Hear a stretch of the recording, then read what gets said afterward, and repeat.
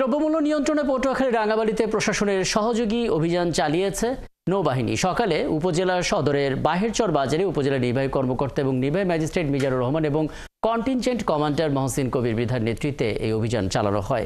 অভিযানকালে দ্রব্যমূল্যে অতিরিক্ত দাম রাখা এবং পরিমাপে কম দিয়ে ভোক্তা ঠকানোর অভিযোগের সত্যতা পাওয়ায় ৮ মাছ ব্যবসায়ী সহ ৯ জনকে ৬০,০০০ টাকা জরিমানা করে ভ্রাম্যমাণ আদালত।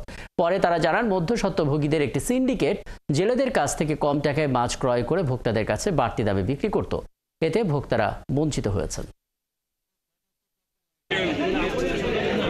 বহুদিনের অভিযোগ এবং এই মাংসের দোকানেও একই রকম, এবং সেই সিন্ডিকেটের বিরুদ্ধে আজকের যে আমাদের অভিযানটি ছিল এবং আমরা তাদের চালান চেক করেছি। তাদের বাটখারাতে ওজনে তাদের কারচুপি আছে, সেই বাটখারাগুলো আমরা জব্দ করেছি এবং আমরা বলেছি যে তারা সুন্দর বাটখারা দিয়ে যে স্কেল দিয়ে মেপে তারপরে তারা ই করবে। আর মাছের যে সিন্ডিকেটগুলো ছিল, সিন্ডিকেটের মাধ্যমে মাছ ক্রয় বিক্রি করা যাবে না।